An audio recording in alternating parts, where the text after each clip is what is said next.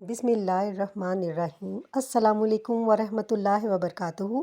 کبھی آپ نے سوچا ہم مانگتے ہیں اور اللہ دے دیتا ہے، کبھی مانگے بغیر بھی؟ اللہ کا ایک پیارا نام ہے یا وہاب، یعنی بغیر حساب بغیر بدلے عطا کرنے والا۔ قرآن میں اللہ فرماتا ہے، ترجمہ: کیا ان کے پاس تمہارے رب عزت والے وہاب کے خزانے ہیں؟